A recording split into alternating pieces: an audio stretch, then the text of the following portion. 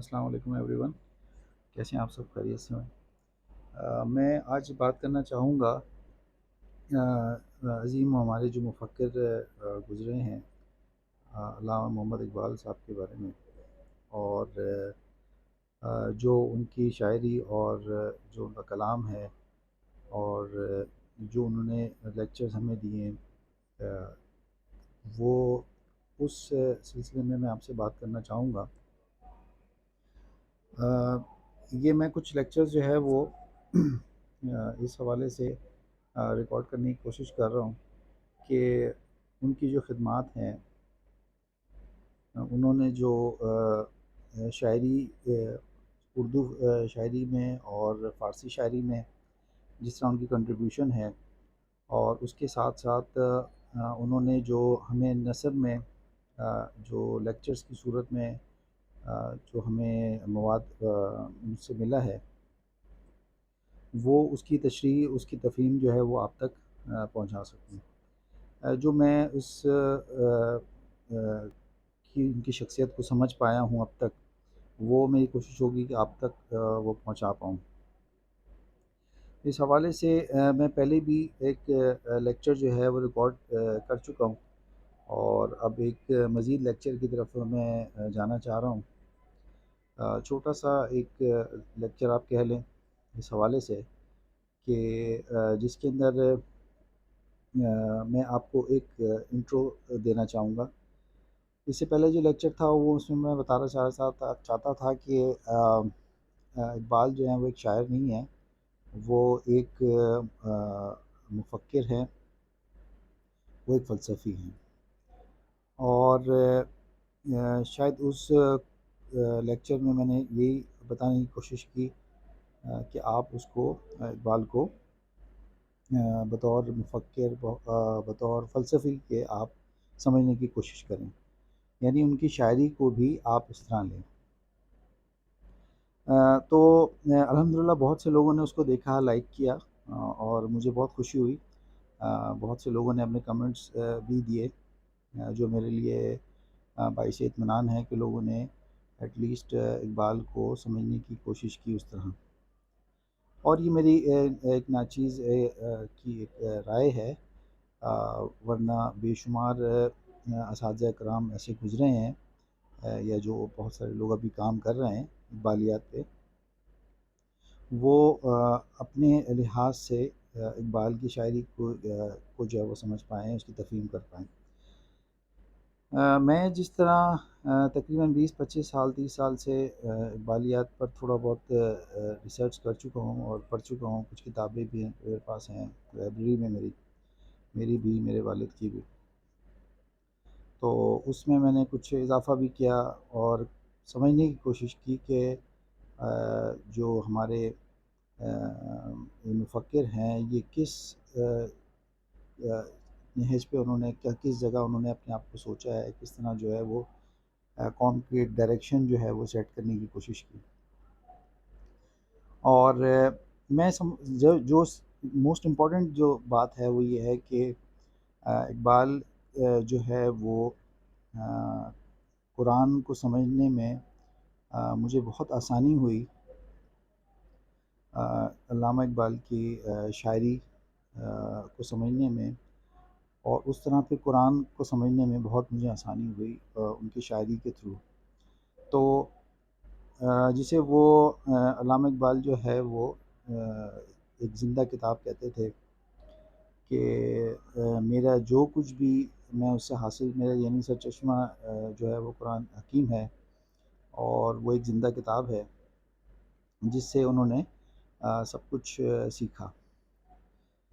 کیونکہ قرآن کے موضوعات جو ہیں وہ اس میں تاریخی بھی موضوعات ہیں، قوموں کے عروج و زوال کے بارے میں جو ہے وہ اس میں بیان کیا گیا، تو تاکہ انسان جو ہے وہ عبرت حاصل کر سکے، اپنی اصلاح کر سکے۔ تو اقبال نے اپنی جو جو ان کی شاعری ہے، ان کے کلام میں آپ کو حکمت قرآنی جو ہے وہ نظر آئے گی، اور اس کو وہ خاص اہمیت دیتے ہیں۔ اور ساتھ ساتھ میں آپ کو بتانا چاہوں کہ اس میں کیونکہ انہوں نے بتانا یہ چاہا کہ کس طرح جو ہے وہ ماضی اور حال میں ہم اور تاریخ سے ہم کس طرح سیکھ سکتے ہیں، اور انہوں نے ان روایات کو قائم رکھا جو دنیا میں قائم رہتی ہیں، اور کوئی بھی قوم جو ہے وہ اپنی ماضی کو فراموش کر کے جو ہے وہ آگے نہیں بڑھ سکتی، ورنہ وہ خود ایک قصہ ماضی بن جاتی ہے۔ تو جہاں تک میں سمجھ پایا کہ انہوں نے اقوام عالم کے حالات و واقعات پر بہت زیادہ غور کیا، اور مسلمانوں کو جس دور سے وہ گزر رہے تھے وہاں خصوصاً بر صغیر کے مسلمانوں کی جو حالت زار تھی اس کا انہوں نے بخوبی جو ہے نا وہ جائزہ لیا، اور ان کے مستقبل کو جاننے کی بھی کوشش کی۔ اس لحاظ سے ہم کہہ سکتے ہیں کہ اقبال ماضی، حال اور مستقبل کے شاعر ہیں، فلسفی ہیں اور مفکر ہیں۔ تو کیونکہ اس خطے میں بر صغیر میں 1000 سال تک حکومت کرنے کے بعد بھی مسلمانوں کو جس بے دردی کے ساتھ پھر الگ کیا گیا، وہ اس میں ان کی اپنی غلطی بھی تھی۔ برطانوی استعمار جو ہے نا وہ کہ محکوم ہو گئے، انہوں نے نہ صرف مسلمانوں سے حکومت چھینی بلکہ ان کی مذہب، اخلاق، تہذیب، تمدن، تاریخ، تعلیم، ادب، فن، رسوم، روایات اور مسلمانوں کی شخصیت کی تحقیر کر کے، اور انہیں تضحیک اتنی کی ان کی کہ وہ کیونکہ ان کا انتقامی ایک منصوبہ تھا، اس کے تحت انہوں نے مسلمانوں کے نظام کو ہی بدلنے کی کوشش کی۔ اور کیا وہ خوب انہوں نے کہا تھا کہ تھا جو نہ خوب بتدریج وہی خوب ہوا، کہ غلامی میں بدل جاتا ہے قوموں کا ضمیر۔ تو اقبال پھر جب اس کے بعد یورپ گئے تو یورپ میں تحصیل علم کے دوران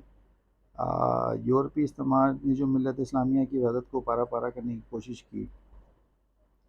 اور جو قومیت پرستی کا جو یعنی نیشنلزم کا جو منصوبہ انہوں نے تیار کیا، اس میں مسلمانوں کے نسلی، لسانی اور علاقائی امتیازات اور تعصبات میں ان کو الجھا دیا۔ تو یہ علامہ اقبال جو ہے یہ اس کو بھانپ گئے تھے کہ کس طرح ملت واحدہ جو ہے اس کو وہ صورت اختیار کر سکتی ہے اگر مسلمان ایک ہو جائیں۔ امت کا ایک میں تھوڑا سا اختلاف اس طرح رکھتا ہوں کہ ابھی امت مسلمانوں کی جو ایک امت اگر اسے کہا جائے تو وہ بہت زیادہ ڈیوائیڈڈ ہے، اور ایک ہونے کی کوشش بھی کی۔ میں دیکھتا ہوں ماضی میں جمال الدین افغانی تھے جنہوں نے بڑی ایفرٹ کیے تھے، پین اسلامک کے لیے ایفرٹس انہوں نے کیے تھے، اور ان ایفرٹس کو اقبال نے اپنی شاعری میں سراہا بھی ہے۔ تو لیکن وہ اس طرح جو سلسلہ تھا وہ قائم نہیں ہو سکا، اور ایک امت کا جو کانسیپٹ ہے وہ اس طرح جو ہے وہ قائم نہ رہ سکا۔ اقبال کی خواہش تھی،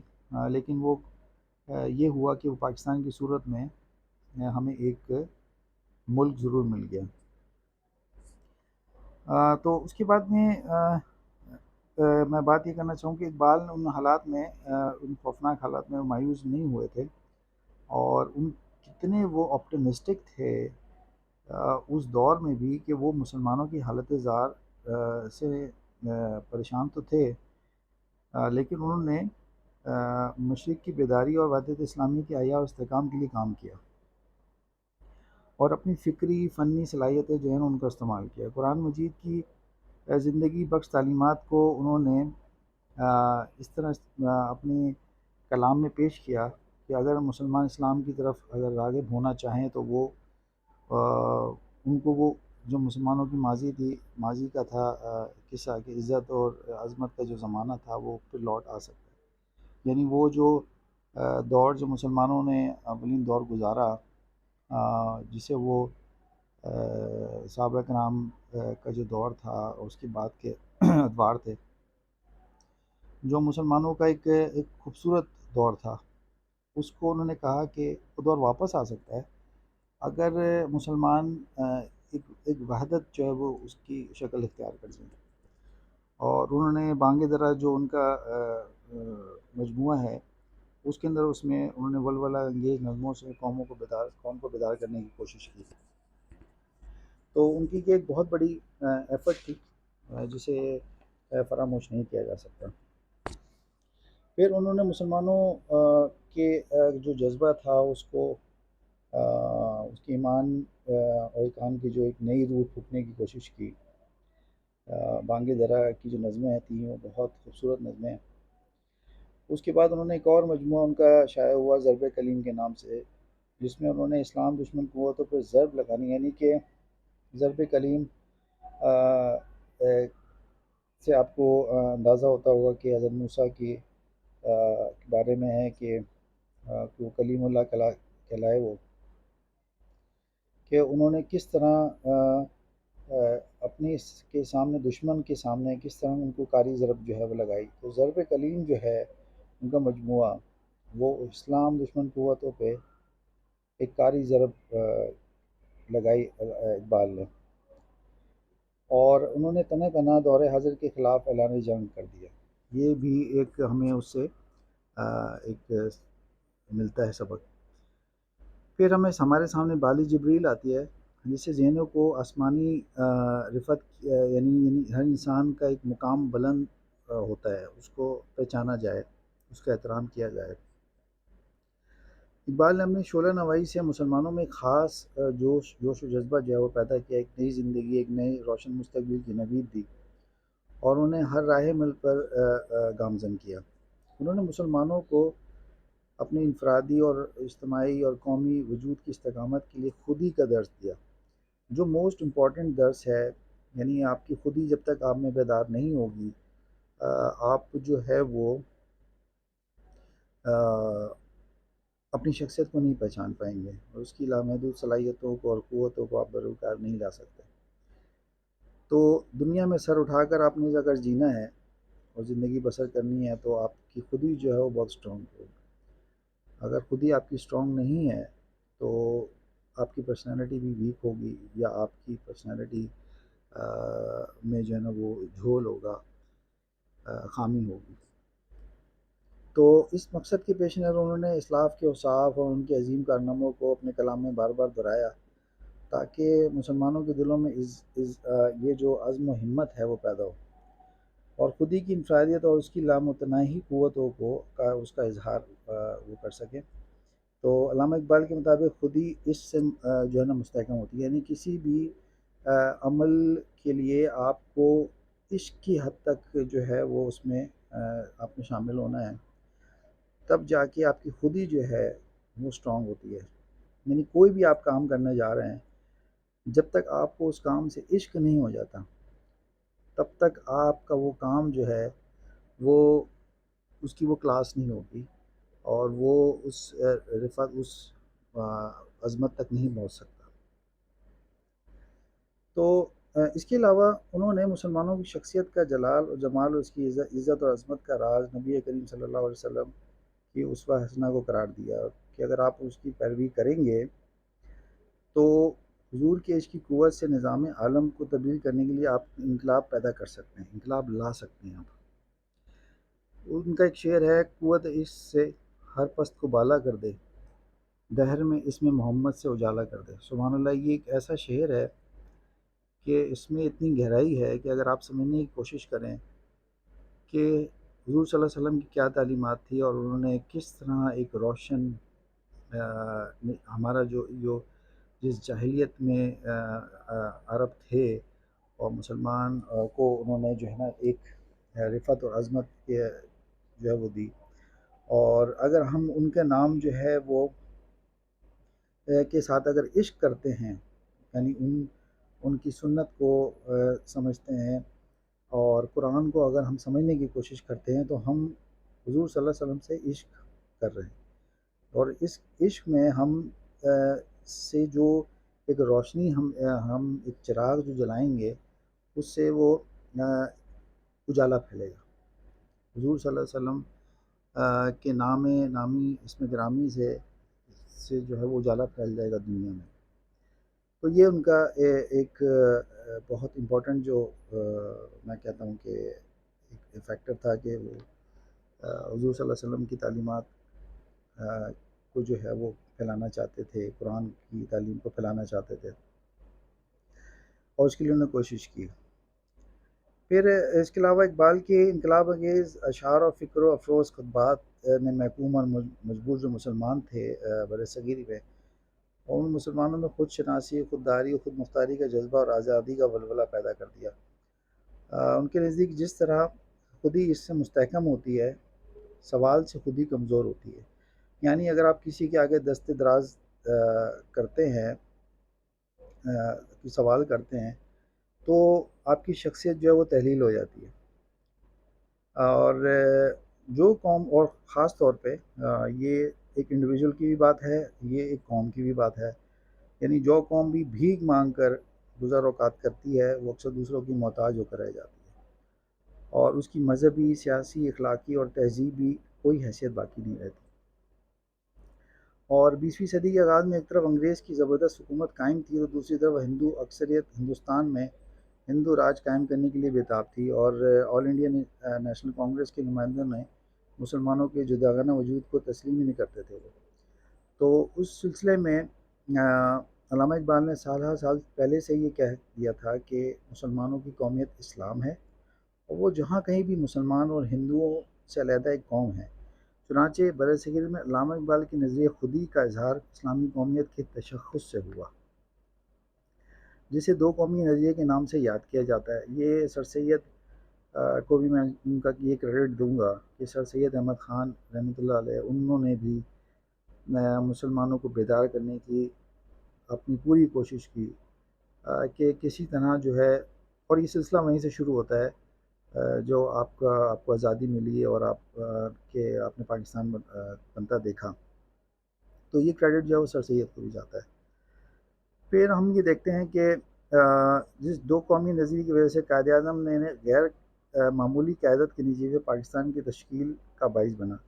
اور اسلامی جمہوریہ پاکستان اساساً فکر اقبال کا زندہ جاوید تاریخی کارنامہ ہے، اس میں کوئی شک نہیں ہے۔ لیکن بدقسمتی سے مسلمانوں میں، اور ہم خاص طور پہ پاکستانیوں نے ان کو سمجھنے کی کوشش نہیں کی، اور یہی وجہ ہے کہ ہم جو ڈائریکشنز انہوں نے دی تھی، اور قائد اعظم نے جس طرح مسلمانوں کو یونائٹ کرنے کی کوشش کی تھی، اس میں ہم بطور قوم جو ہے وہ اس ٹریک سے ہٹ گئے، اور آج ہمارا جو حال ہے وہ ہم جانتے ہیں، اور جو اوور آل مسلمانوں کا حال ہے وہ بھی ہم دیکھ رہے ہیں۔ تو یہ وہ چیزیں تھیں کہ جس کی وجہ سے ہماری آئندہ آنے والی نسلیں جو ہے وہ عزت و آبرو حاصل کر سکتی تھی، اپنی زندگی اچھی بسر کر سکتی تھی، لیکن ہماری نیشن نے تو یہ دیکھ لیا کہ ہم وہ جو ٹارگیٹس تھے، جو چیزیں تھیں، وہ اچیو نہیں کر سکیں، لیکن شاید آنے والی نسلیں جو ہیں وہ اس چیز کو سمجھ پائیں۔ اور میری کوشش یہی ہے کہ اقبال کے یہ جو لیکچرز میں ریکارڈ کروا رہا ہوں، اس میں آپ کو یہ بتاؤں کہ کم سے کم آپ ان چیزوں کو سمجھ پائیں کہ فکر اقبال کیا تھی۔ اچھا، اس کے علاوہ اقبال نے تعلیم کے حوالے سے مغربی تہذیب پر شدید تنقید کی ہے۔ اس تہذیب کے دو پہلو ہیں۔ اس کا ایک پہلو نہایت خوفناک اور انسانیت کے لیے خطرناک ہے، اور اس کی بے دین سیاست ہے، جس کے نتیجے میں مغربی ممالک میں اخلاق نام کی کوئی چیز نہیں ہے۔ یعنی ہمیں مغرب میں اخلاق بھی نظر نہیں آتا، اور وہ جو مذہب سے انہوں نے سیاست کو علیحدہ کر دیا ہے، جسے اقبال کہتے ہیں کہ مذہب و سیاست سے علیحدہ تو رہ جاتی ہے چنگیزی، تو اس کا نتیجہ یہ ہوا کہ قومیں تو طاقتور ہو گئیں، اور لیکن وہ قتل و غارت گری کا جو نشانہ جو ہے نا وہ لوگوں کو بنا رہی، اور ہر جو نیشنلزم ہے وہ بہت زیادہ پریویل کر گیا۔ دوسری طرف مغربی تہذیب کا دوسرا پہلو جو انہوں نے جو ہم سمجھتے ہیں، جو اقبال نے بھی سمجھا اور ہمیں بھی سمجھنے کی کوشش ہے، کہ وہ سائنس اور ٹیکنالوجی میں تحقیق و ترقی انہوں نے کی۔ علامہ اقبال اسے حاصل کرنے پر اس کی پرزور جو ہے تلقین کرتے تھے کہ آپ زیادہ سے زیادہ صنعت و حرفت میں، سائنس و ٹیکنالوجی میں آپ جو ہے اپنا لوہا منوائیں، اور ان کے نزدیک علمی پیش رفت دراصل اسلامی تہذیب ہی کا تسلسل ہے۔ یعنی کہ جو بھی اب رنیسانس ہم دیکھتے ہیں یورپ میں، وہ مسلمانوں سے انہوں نے لیا، یورپینز نے اور مغرب نے، اور اس کو پھر آگے بڑھایا۔ تو وہ کہتے ہیں کہ یہ علمی پیش رفت جو تھی وہ اسلامی تہذیب کا حصہ تھی، اس کا تسلسل قائم رہنا چاہیے، اور ہمیں سائنس اور ٹیکنالوجی اور تمام جدید علوم کے اصول کے ساتھ ساتھ اعلیٰ اخلاق کی اقدار کی تعلیم و ترویج کو باہر صورت مورز عمل میں لانا ہے۔ یعنی قومی زندگی کے لیے دونوں قوتیں نہایت جو ہے نا وہ ضروری ہیں۔ ایک تو آپ اخلاقی طور پہ آپ دیکھیں تو یا کیونکہ یورپ نے، مغرب نے جو ہے نا سیاست کو مذہب سے علیحدہ کر دیا، یعنی ویٹیکن الگ ایک اپنا سلسلہ رکھتا ہے، اور آپ کا جو ایک طرز سیاست ہے وہ ایک الگ ہے۔ جبکہ ہم مسلمانوں میں اگر حضور صلی اللہ علیہ وسلم کی تعلیمات کی طرف دیکھیں تو وہاں پر آپ کو سیاست بھی آپ کو ملے گی، اس کے اندر آپ کو جو ہے وہ یہ جو کیا کہتے ہیں سیاست ہے، اس کے ساتھ ساتھ جو کچھ تعلیمات ہیں، ٹھیک ہے، ریلیجن ہے وہ بھی چل رہا ہے اس کے اندر۔ حضور صلی اللہ علیہ وسلم کی تعلیمات میں آپ کو ساری چیزیں ایک کمپیکٹ آپ کو کمپائلیشن جو ہے نا آپ کو نظر آئے گی کہ کس طرح حضور صلی اللہ علیہ وسلم نے جو آپ ریاست مدینہ آپ کہتے ہیں، انہوں نے کس طرح ایک ریاست مدینہ جو ہے وہ ڈیولپ کی تھی۔ ریاست مدینہ میں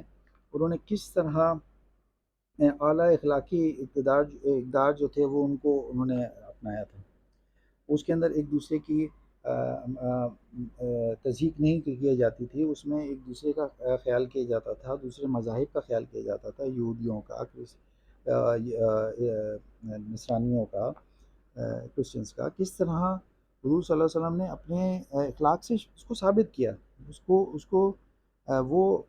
بتانے کی ضرورت نہیں، وہ سب کچھ ان کتابوں میں، ان چیزوں میں، ہر چیز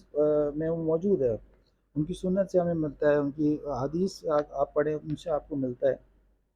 اور وہ ساری چیزیں کیا تھیں؟ وہ قرآن کی تعلیمات تھی۔ تو یہ ساری چیزیں جو ہے اقبال کہتے ہیں کہ یہ سب جو ہے یہ جو کچھ بھی ہے، یہ سائنس اور ٹیکنالوجی اور ترقی جو ہے،